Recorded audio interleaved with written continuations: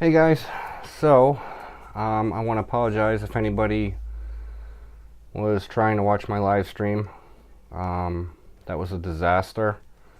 Once again, I thought I had it all figured out, and I didn't. I played around with it on my phone, this new live stream from your iPhone, smartphone, whatever, and I played around with it in the afternoon, and it was working fine. I set everything to private, so or unlisted, I think it was, so I could mess around with it and test it. Everything was fine.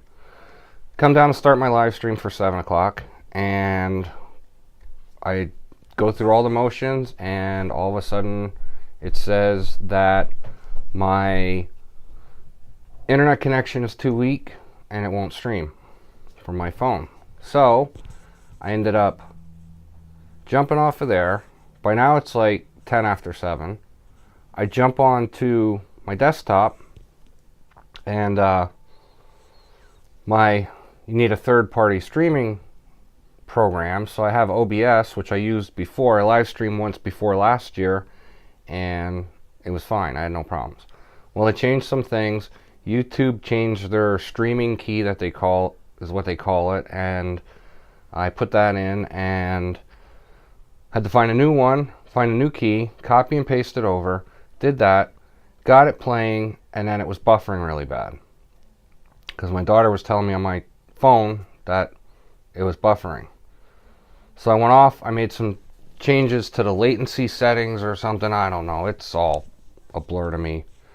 And then finally got it up, and then it was recording live for like 3 seconds, and then I got error pop up from YouTube saying that viewers are going to see constant buffering, this and that, and I had it set to the lowest latency, so popped off of there, came back to my phone, figured I'd try that again, and by that time it's 8:30, and I finally got it working.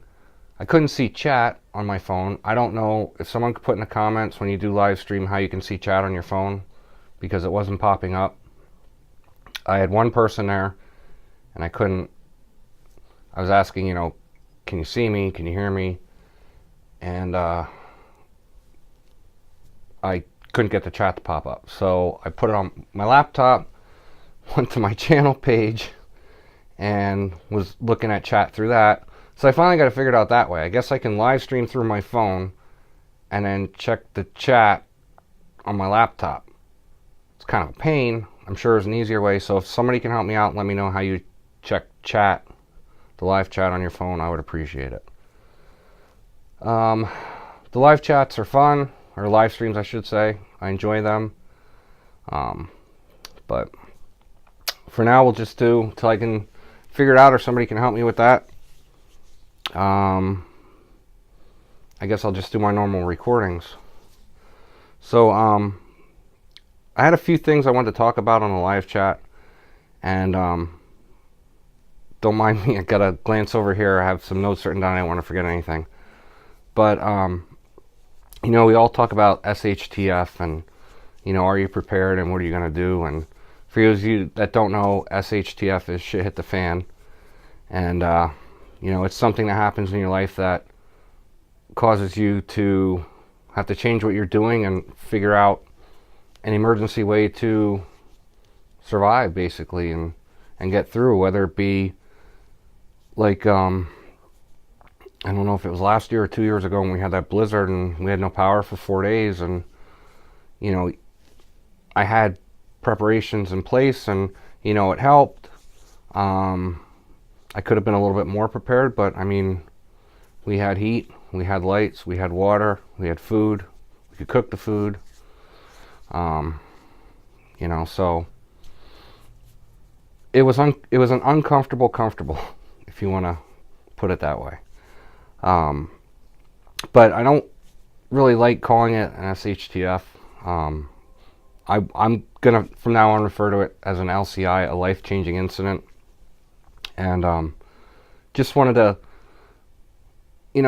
get people's minds working and see, like, what's your plan of action, and do you have one if something happens? If there's a life-changing incident, that happens, like the blizzard we had, or with the flooding going on in the Midwest, do you have a plan? Do you know what to do? Some things that I did was I had MREs, and I have pretty many of them stocked back and ready to go, and that was nice. We ate MREs for a few days, and they're not bad. Some people don't like them, but food is food. You do what you got to do. But think about food. Do you have food back? Do you have foods that will fill you up, like pastas and instant mashed potatoes, things like that, you're able to prepare something simple, easy, something that will fill you up and help you get through the incident. Do you have ways to cook it? Do you have ways to sterilize water? Multivitamins, I think, are important. If you're going to not be eating fully cooked nourishment and good meals, think about getting a bottle of multivitamins. I mean, it can't hurt. At least it's going to give your body some of the nutrients that you need if you're not able to intake them. What about your pets? Do you have extra food for them? Do you have treats for them? Do you have toys? You got to keep them happy. And most of I'm a big dog lover, and I think it's important to keep them happy and content, because they sense things and they're going to be a little freaked out too when like here in our situation there was 4 of us stuck in one room, and that was in this room, the man cave, and because we had the pellet stove and I knew I could run that off my little generator, so I knew we had heat, and we could contain it to this one room. So that's something to think about. Your medications, antibiotics, anything that you take regularly. Do you have some that you have like a stock of, or can you get your prescription a little bit early for your blood pressure medications or your antibiotics or things like that, so that you have something in case the power goes out for days? You're not going to be able to just, like in that blizzard, we were stuck here. We weren't going to be able to run to CVS and pick up blood pressure medication or anything like that we would need. So I think that's extremely important. Nitroglycerin, things like that. Anything that you would be very detrimental if you didn't have it. It's very important to make sure that you have it stocked up. EpiPens, your glucose meters, batteries, test strips for that. If you're diabetic, you're still going to have to check your sugar. And these are just some ideas that I was thinking about today that I jotted down. Even things that may sound really dumb, like creams for psoriasis or things like that. Things that are going to make you comfortable. It's bad enough that you have to deal with the situation that you're in. You have no power, and you're having to do things different to get through until the power comes back on. You might as well try to be as comfortable as you can. So it may sound funny when I say creams for psoriasis or anything like that, but why not try to be comfortable? Why not try to have those normal comforts that you would have in a normal everyday situation when you don't have power? Orajel. You get a toothache, that really sucks. I break teeth all the time. We have horrible teeth in my family. And getting a toothache and not being able to do anything about it would really be bad. So stock up on Orajel. Disposable ice packs. Hand warmers. If you're out of electric, you can't run a heating pad, and you've got, like I have some problems, you can get one of those hand warmers and break it up and put that on whatever is aching. You can use that as a heating pad. Toiletries, toothpaste, shampoo, soap, things like that. Have this stuff all together in one specialized area if you can in your house, so that when an LCI happens, you're able to get to these things easily and be able to use them. Extra clothing handy. It could get really cold in your house. I'd have one of those little Harbor Freight generators that are like $90. And I think it's like, what, 800 watts or 900 watts or something like that. I think it's 800.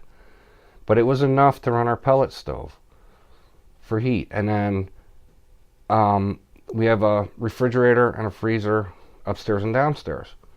So I had long extension cords. I ran one to each and brought them down. And I would run one of the refrigerators for 3 or 4 hours, unplug it, and then plug the other one in. And just keep doing that to keep everything cold. So we did not lose any food at all in 4 days. And then if I, wanted to make a cup of coffee with my, we have a Keurig, I'd have to unhook the pellet stove for 5 minutes till I made a cup of coffee. But I have other things in place now that I don't have to use the Keurig. I have that MyJo, which is pretty cool. I just have to heat water. And I've got tons of alcohol stoves. I've got tons of different ways to heat water for coffee or tea or, hot chocolate for the kids, or, even just for food, for preparing things like I said, instant mashed potatoes. They're a filling food, and, a little bit of water, heat it up, put it in there. It's good. So I think extra clothing is very important. If you're a smoker, you're not going to be able to run out for cigarettes or anything like that, or if you chew or anything like that. So maybe you want to have some nicotine patches or some gum put away in the house, and so you can get through your nicotine cravings until it'd be a great time to quit, but maybe you can get you through your nicotine cravings until the power comes back on. I wrote down a bottle of whiskey. Also could be used as a painkiller, going back to a toothache. We did it for infants for years when they were teething. I'm assuming it's frowned upon now, but that's what we our parents did, is put a little bit of whiskey or something on your gums when you were teething, and it worked. So you can use that as, for a painkiller, or,